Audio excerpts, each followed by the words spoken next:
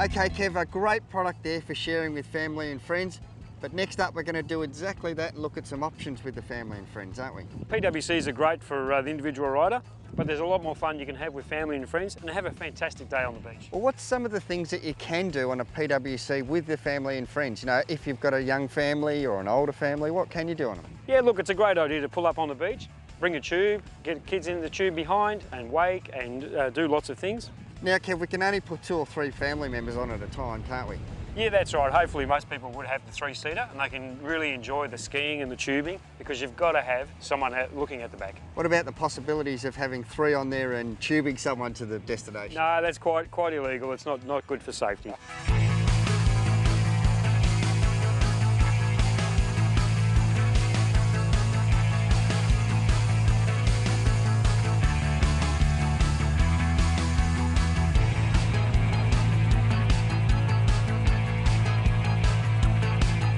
There's a lot of different things that we can look at while we're out enjoying our PWC, isn't there? Oh, absolutely. We've been out and we've seen lots of the wildlife. We've taken a couple of kids along with us. And you can certainly go up and down the rivers and have a look. And it gives the children renewed respect and also an understanding of the environment. I'd recommend for people that haven't been out with many passengers to try flat water initially until they get really confident and understanding what the water can do. And certainly weather-wise, you wouldn't be doing it winter time, the sort of clothing you would require. Yeah, look, you probably rug up with the riders exactly the same as you would. We don't want anyone falling off and getting hurt. So how young is too young, and when do you think you'd start?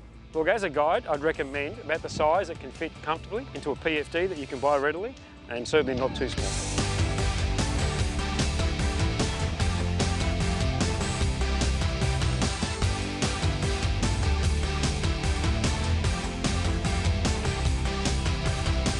With the sewage and the craft these days, you can certainly pack a lunch, get all 3 people on board, go for a ride, come back to the beach, whack the tube on, whack the water skis on. The possibilities are endless, and just to have fun.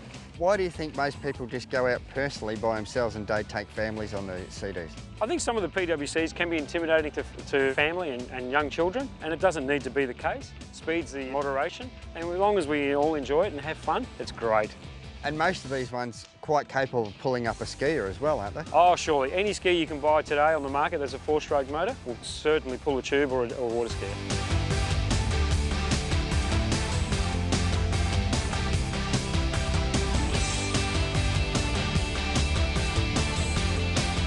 We had the tip earlier on the show. What are some of the do's and don'ts about riding with passengers? Look, always understand a chain is only as strong as its weakest link, and certainly you'd only go into waters where that person, or with the weakest swimming ability, could handle that water.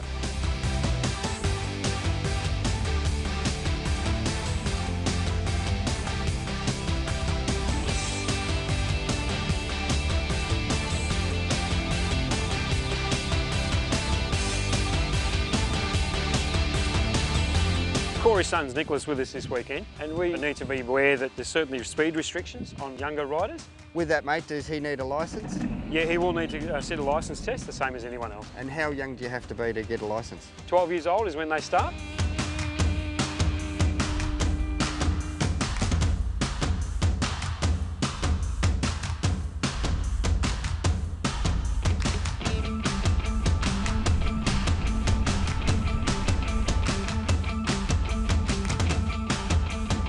You want to make sure you check the weather and really ensure the conditions are going to be right. You don't want to scare your family into having a horrible day and having it all go wrong. So planning is the key. We want to go on to sea breeze and check the wind, and really don't go out when it's too hot. It's not really sensible to go out in 45-degree days. It might seem the logical thing to do in regards to we're on water, but it can really burn a lot of people.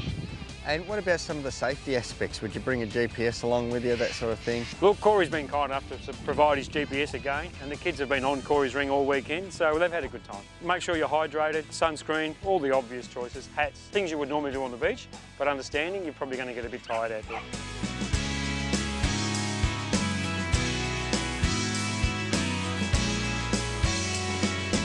It's pretty good. I fell off, but yeah, it's fun.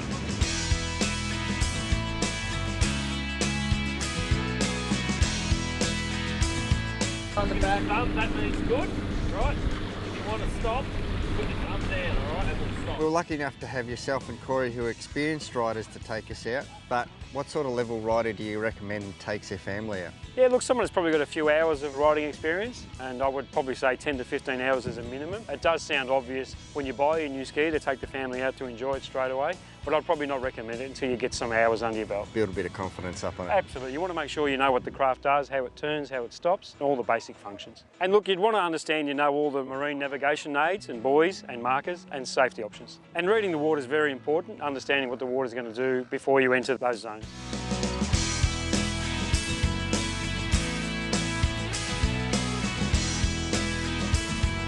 Well, Kev, I know that my son had an absolute ball. It was a great day out there. Yourself, what about you, mate? Yeah, we had a good time today. Yeah, it really was. It's something that really enjoyable with the family. Good fun looking at the sea and looking at everything that went on around out there. Seeing a bit of wildlife, seeing a bit of the sea change. It was good fun though.